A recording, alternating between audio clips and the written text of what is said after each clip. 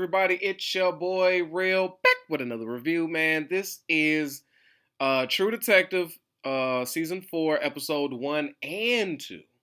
Right? This is a bundled up special. Why? Because I just want to jump straight into 3 on time, right? And I have to be known no more as the Lord of Broken Promises. Okay, we're going to destroy that name this year.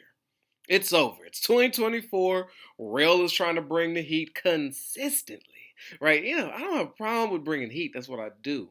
I'm an instant torch. You saw the intro. You see the fire. That is me. Okay? Consistency, not so much. Huh? We're working on that. We're getting to it. I'm not even consistent with getting my hair done. Like, look at this. Look at this. And this is a great time to not have like a 4K HD ultra camera. Right? Because look at, oh my God. They should have starred me in that Bob Marley flick, which I will be watching. Not on Valentine's Day. You can keep the crowd. I'm not with it. But anyway, I was a fan of season 1 of True Detective. Right? Woody, Matthew McConaughey killed it. Killed it. It was dark. It was creepy. It was gloomy. They were acting. They acting was like, it was masterful. The acting in season 1. I was just blown away. Season 2, not so much. It didn't draw me in like the first season. So unfortunately, I fell off of all the other ones. But Pamela in the chat, she's going hard for True Detective. If you've seen our Monday Discord, chop up. If you haven't, please go back. It's Discord gang. We're gonna do it every Monday. She pushed hard for this one. So here it is. And Jodie's in it. I love me some Jodie. Huh? Silence of the Lambs, Panic Room. I love me some Jodie. Clarice. You need some help with that cat? Would ya? No, he didn't. No. One of the sickest serial killers ever. Love Silence of the Lambs. And she's like perfect for this role. So we're going to get into what I'm going to talk about mainly is like the development, the characters, how I kind of see it going. That new. I love the fresh start in a new series. Your brain is all over the place. You like into it. You like, oh, you got enough information, but you really don't. So I get to speculate like crazy. Like I'm about to speculate all over this thing. So first things first, we got Jodie as Liz Danvers. So in this, she's a detective. Clearly she has done that before. She's solving crimes. With the very limited information I got, she is an expert, right? And it's funny that you would find someone so skilled like her, so astute in details. And when she was like doing a crime scene, she was yelling at everybody. She was breaking down a sandwich on the table. Like it's those little scenes letting when dude is like, nah, it's just that was just made. And it's like, no, look at the mayo. Okay, that's at least 2 days. She broke down the mayo, and that is what triggered in my brain. Like, oh, okay, no, she's not some Alaskan bum out here. Just like how much crime could really be going on in Ennis, Alaska, right? But there's crime everywhere. There's a hood in every part, even where there's snow, 24/7. Which that's a whole nother thing. But it's letting us know like her prowess as a detective. So I'm just gonna jump out the window. I feel like because she's not from there, like let's get okay. First, let me show you what my brain is. It's taking place in Alaska. And you got scientists in the middle of this thing. Scientists, I expect to be there. It's a bunch of ice, a bunch of snow, supposedly some mysteries or some funky stuff going on up there. I expect scientists to be up there in Alaska. And if you're born there, raised there, indigenous of Alaska, I expect you to be there. If you are from anywhere else in the US or another part of the world, and you just went to Alaska, where is snow and ice every day of your life, then you're going to run into a time where there's no sun for 30 days? Like, who signs up for something like that? I would imagine, and I could be totally judgmental and stereotypical, but I'm just going to go out there on the limb. If you ain't from there, You running far from something else. Life as you knew it, wherever you came from, got so overwhelming. You said, you know what, I'm gonna take this money and I'm gonna book the next flight to Alaska. I can't take this no more. I need a fresh start. Nobody knows me. I could be whoever I wanted to be. I could just create a character out here in Alaska. So, with my thought being like that, and her being so good at her job, leads me to believe she was like maybe a head homicide detective somewhere wherever she came from. It was great. And something went terribly wrong. And she's like, I got to get far, far away from it, and ends up in Alaska where her talents were probably never used. She just went to hide and just be regular and just take her credentials and live a corny sheriff lifestyle. But no. Now a big thing landed in her lap, and she gives me the vibe of like when that dude came and talked to her. What's his name? Uh, Give me a second, people. I'm going through the cast right now. Ted Corsaro. Apparently, he's like Anchorage. So Anchorage is like big town Alaska, right? So Anchorage is big town Alaska, and this is like some little suburb. That's what I've gathered. I know nothing about Alaska. I'm just using context clues from the show. So when the big crime lands in their feet, the human sickle, huh? The scientist of misery statue that was out there that they're defrosting. When that landed on her lap, she could have been like, look, we ain't got the resources, and it goes to Anchorage. So if something's too big for Ennis to handle, it gets shipped off to Anchorage. But something sparked in her, and I guess her old senses is like, you know what? I'm tired of doing nothing, just being. Let me tap into the old me. Let me get in my bag. And she's also a boss. She screams at everybody. She's demanding attention. She's demanding poor Peter's entire life. That's a whole nother thing we'll get into. But her wanting to take on this case lets you know that she's trying to atone for something, and she wants to prove something. Like all these other years she's been out there, it's just been whatever. She's been going with the flow and just being low. But now with this striking, nah, she wants to take this one on. And it's a whole like little culty thing going on. And the vibe of this show is terrific. It's just you feel like you there. Like the camera work is amazing. It's dark. The soundtrack to this thing. Oh, the music on here, top shelf. I'm like, damn, this is good. So, um, everything is just perfect. It's the right amount of darkness and gloom, and they got a little bit of humor in there, dark humor, and it's okay, cool. So that's like that's what what's her name? Liz. That's what Liz is giving me. Now, like her partner Peter, the young gun. Peter looks like he gives me the vibe of a dude who knows he was meant to do something big. You know what I'm saying? Like he's like, oh, he's that small town guy that's like, I could be great at something. And he's chose this police field and he sees like how great Liz is, and he's like, he wants to be there. He wants to attain that. He wants to be top dog. So he's ambitious, he's smart, and she is using him. I mean, but at the same time, as she takes his life over, and it's almost like a Batman Robin type combination. Like, give your life to Gotham. You can't just, what you think, you're gonna have a family, a nice little mixed baby, and you know what I'm saying, live the quiet sheriff life. No, this is what it means to take over. She sees a light and a spark in young Peter, a willingness, an eagerness. And she's like, I'm about to shape and mold him into what I want. And he kind of wants it in a sense, because he's like, you could tell he looks up to her, and he's giving it his all. His pops, on the other hand, the number two, knows the game. I like dude. I like him as an actor. Y'all got to give me a second as I scroll. I'm not editing none of this out. Hank.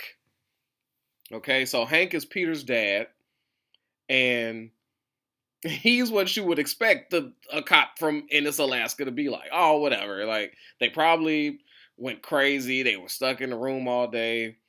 searching for something, got frozen, call it a wrap, right? He's trying to go from black to red on the board, or red to black, whatever color is completion in like the police terms. Like if a crime comes in, I think it's red, and you want it to go to black, right? Is that what? I don't know, but he just like, look, if it's a simple solution, let's go ahead and get it. I got my mail order bride to get to. I'm talking about, and what did what? And I'm not mad at him either.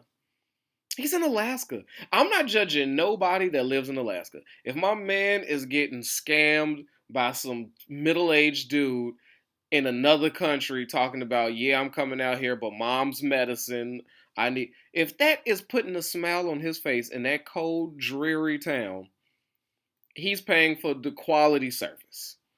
Some of y'all might feel bad for him. I don't. He's having a great time.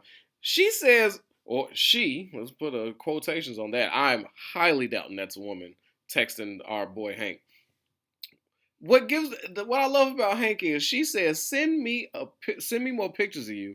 My man does not flip the phone over to give her the selfie or even get a little promiscuous with it. Like, oh, let me hit you with something fresh out the shower. Like, you get in your bag, your girl asks you for a photo, you like, oh, you on that type of time. Hold on, let me get the light right. Let me get something to measure up against something that I'm favorable against, if you know what I'm talking about. You know what I'm saying, fellas? You've been there.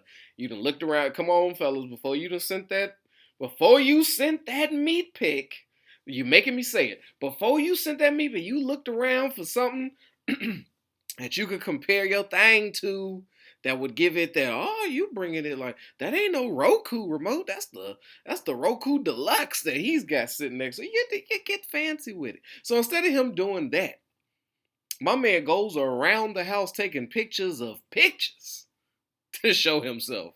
Now, look, that let me know all I need to know about Hank. He's not of the time, but he is astute. He's smart. Hank might be dumb. They trying to build him to look like this, like just an average man. Like, I don't know, like a grunt. They trying to, like that, like incapable. But he reads people very well, which is ironic.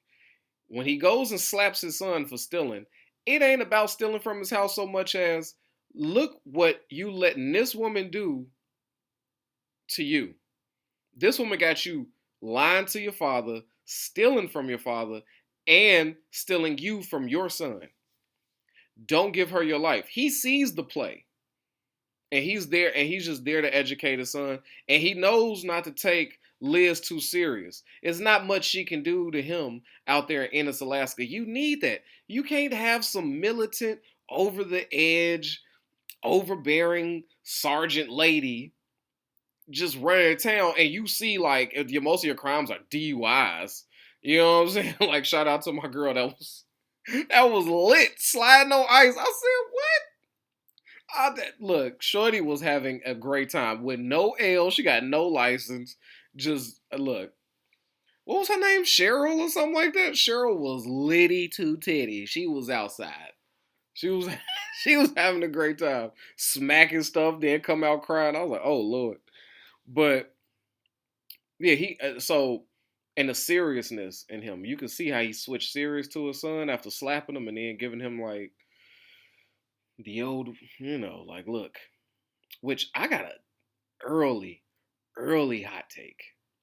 I think we already seen the killer of the scientist. There's a cult vibe, right? See, there's some mysticism in this show, and then there's obviously a killer, right? Before I even get through my little character thing, I'm gonna say that it's Hank and Ted from Anchorage that's down with the killing. They with the cult. They with the swirly cult. Yeah, ain't no name for them yet, but there's a cult, and their symbol is the swirl. Okay, so I'm gonna call them. Matter of fact, it look like a Cinnabon. We're gonna call them the Cinnabon cult. Yep, Colt Cinnabon. There it is, right there. So I think Hank and Ted are both part of Colt Cinnabon. Cause why Ted want that so bad? Why he want her to, after that disgusting sex scene with Jodie? I've so far on these 36 years of my life, I've seen some things I'm not proud of. Just gonna go out there and say that. I could have went. You know what I didn't see? A Jodie Foster sex scene in 36 years. You know what I could have done for another 36 years? You guessed it. Seen a Jodie Foster sex scene. It was not aesthetically pleasing. I didn't need it. They didn't show much. I had to thank God. I didn't need much. I didn't want that. I didn't want that. I didn't want it. The conversation after was hilarious, though. They're both cheating when they were married. This is what they do. They've been doing this for a long time. So we're getting a little background info on them. I just didn't need that. Okay, let's do better going forward. These next episodes, please. You got your Jodie scene out. Let's cut it right there. Let's wrap it up right there. But yeah, I'm just getting that vibe that them two, if they not part of the cult Cinnabon, they know of it and they know to stay away from it. They know more than what they're putting on right now. Boom. Next interesting character. Not Liz's daughter. What's her name? Leah. She's just a nasty little rebellious teen. Like she out here getting mixy with 15-year-old. Like that's I don't know. You never want to tread that line, man. When you're 17, your girlfriend 15, you figure if you're in the same school, like if you're in high school, it should all be good. But you better turn this relationship off next year, huh? When you're 18, how many people gonna do that? So it just builds up for nastiness. It's such a weird area. It's such a weird area. And she's like lost. She knows she's I'm not look. And there's a race aspect going on up in Ennis. I'm gonna get to. Actually, I'm gonna just get to it through her because she wants to be. She wants to know more of her culture, which is the I don't know tribe. I swear somebody said it. I don't know what they are. And I will not pretend. I'm just gonna say Alaskan. I don't because look, I don't need nobody coming at rail talking about you being insensitive to the 3-line chin people. I got look. I don't know what that is. I don't know what it is. But apparently she don't know what it is. She's learning. Maybe we'll learn more as these episodes go. But there's a bit of racism going on out there, and this is really, it's racial tension is wild because it knows no boundaries. If I thought I could go anywhere and not be judged, I thought it'd be Alaska. And I appreciate not seeing no black people in Alaska. Because that's just realistic. We would not be up there. No. We wouldn't be up there. Not by choice. Not by choice. No. We deal with our problems another way. Or we'll run to California and build up the house on somebody's land if it get worse. We'll just be right on the street, just be part of that row. So yeah, whatever. But yeah, so it's racial tension going on down there. And she's just your average teenager, confused about life, about who she is. Same old story. Nobody cares, right? At least not right now. But the badass Miss Evangeline Navarro. Now this character here. So we have what I believe, and Evangeline, if I'm getting it right, Detective Navarro, right? She was the first Peter.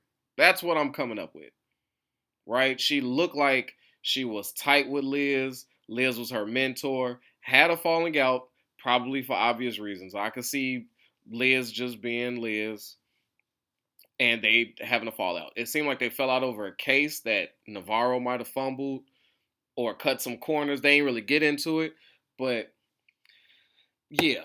And she's got like trauma. Like her sex scene was it was nothing sexy about it. It was nothing but pain. And the way she looked at him, like she's using my man as just like talking meat. Like, look, lay down.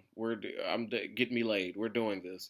Like, okay, give me that. And she's looking like, yeah, I own you. When she was on, like, her eyes were terrifying. Her rhythm, A1. Not gonna, hey, shorty got it. The motion, she had it. But the fear was there. I was scared for him. He looked a little nervous. He looked like he was enjoying himself. But at the same time, will she kill me? I don't know.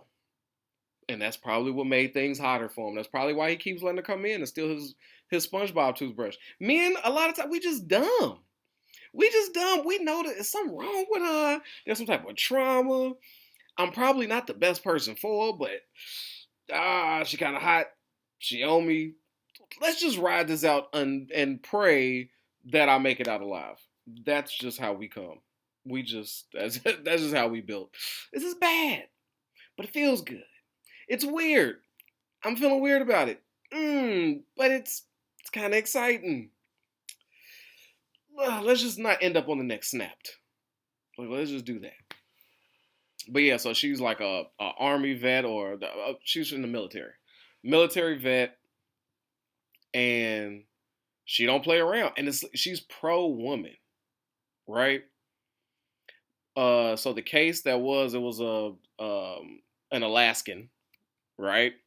A protester or a civil rights leader or whatever, done dirty, murdered, and like tongue cut, all the foul stuff, and she cannot rest until she like writes that.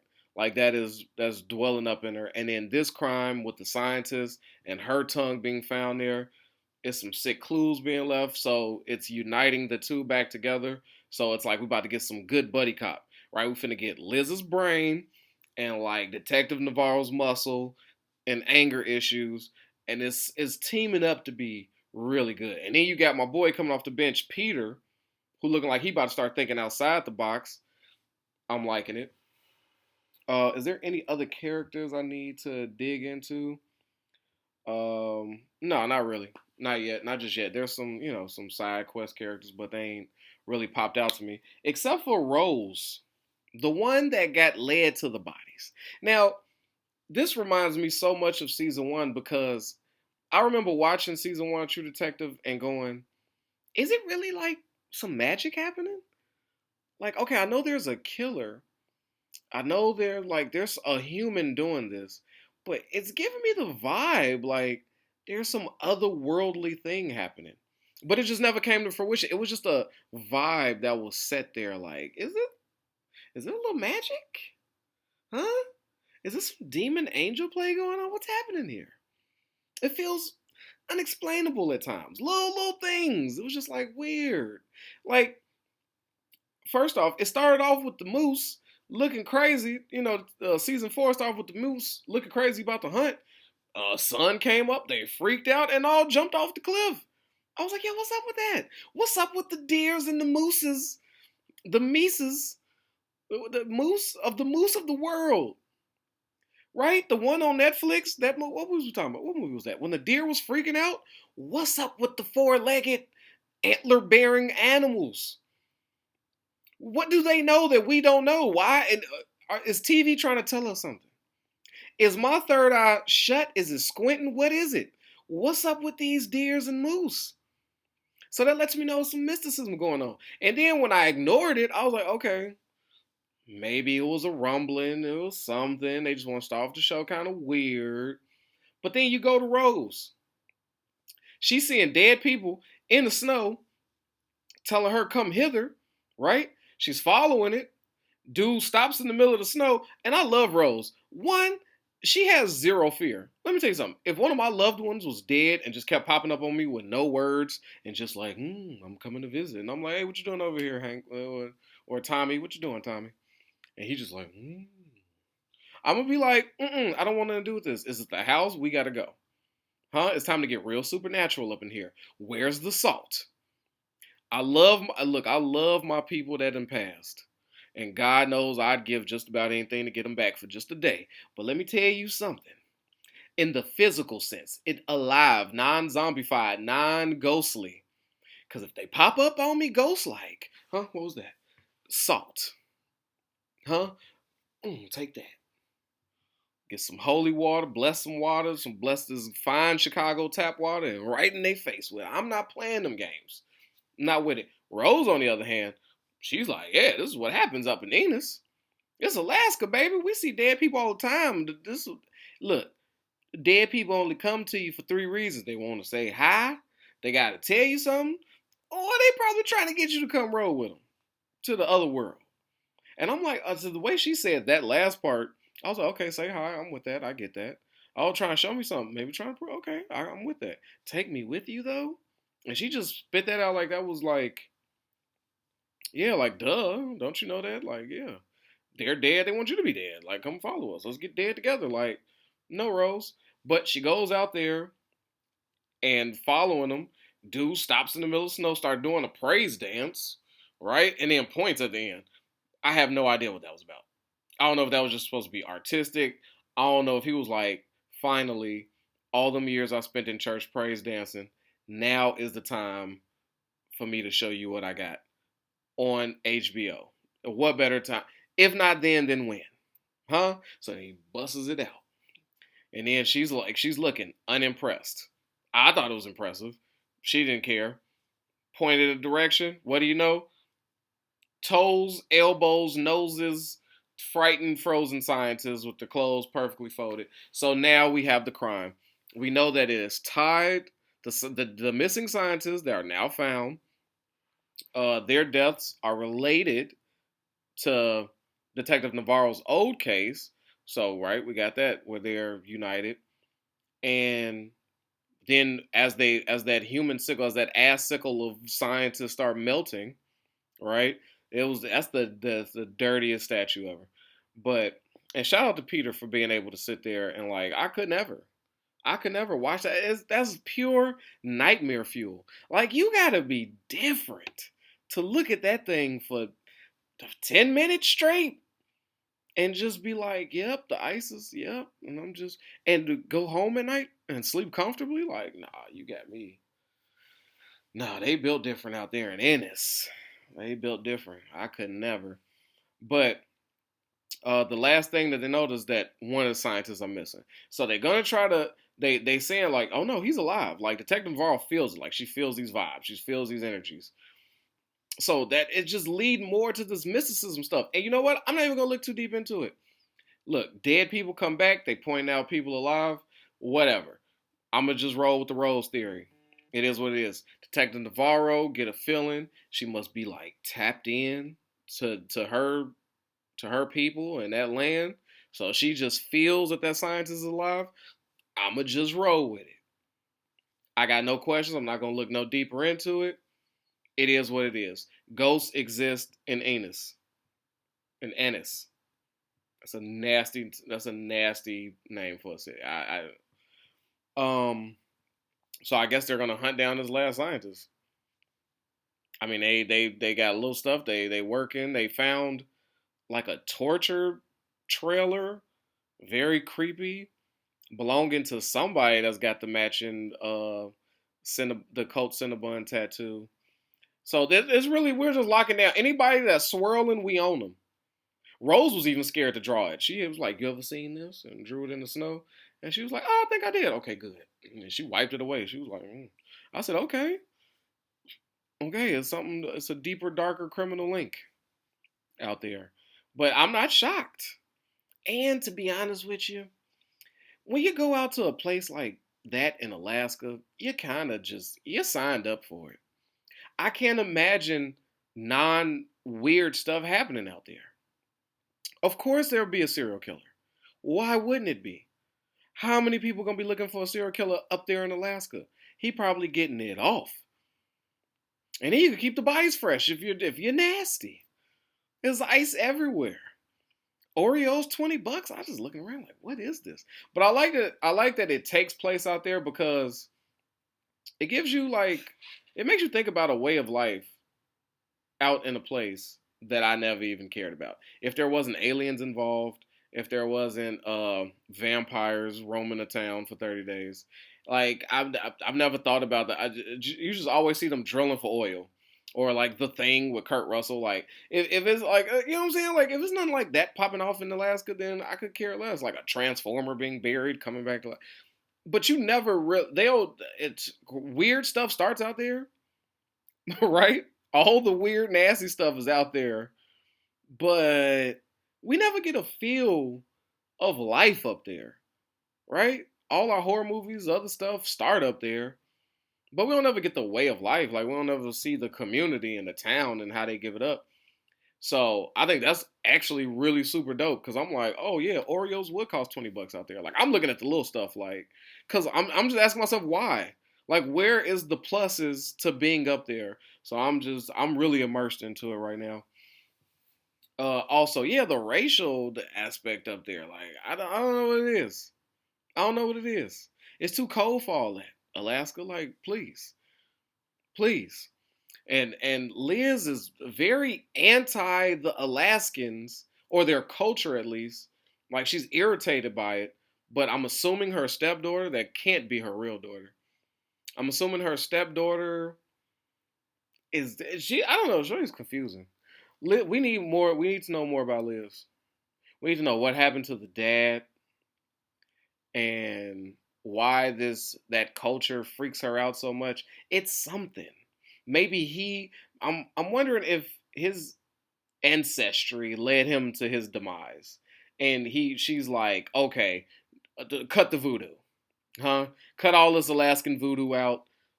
Your dad died to it. Now I got you. Get the perma marker off your face. Take the lines down. We ain't banging that gang. Okay? So I don't know. There's some tension up there and it's bubbling and it's just all over the place. And I'm here for it. Like, it's turned out to be beautiful in these 2 episodes. So I'm very excited for episode 3. But that's all I got, man. What's your hot take? Is the killer already here? Do you see who's giving you that vibe? Like they in on it. Now, mind you, any of y'all who've seen me do these, I choose like my mind changes like almost every episode. I'm the dude that watches a whodunit show and go, no, it's him. Next episode, no, it wasn't even him. Her for sure, definitely her. Nope. Oh no, you remember that cab driver that dropped him off, left for 3 episodes, came back? Definitely him. That's me. I'm choosing everybody. My mind changes on the whodunits. I'm telling you right now, Colt Cinnabon, Tom and Hank. Tom Hanks. So they part of it. Mark my words. Or don't. Just wait till next episode. But yeah, man, that's all I got for you until season 3. And if you're waiting on Teller Tuesday, it'll be out probably before Tuesday. Maybe even this weekend. Hope maybe tomorrow. I don't know. Because, football Sunday, I don't plan on doing nothing that day but football. We'll see. But anyway, protect your health, yourself, your wealth, man. Your boy Rel's out of here. Peace. Yo, I know I don't need no introduction, but y'all know who it is, man. It's your boy Hollywood Rel. And I appreciate you for sliding through and watching these videos. But you know what I need from you?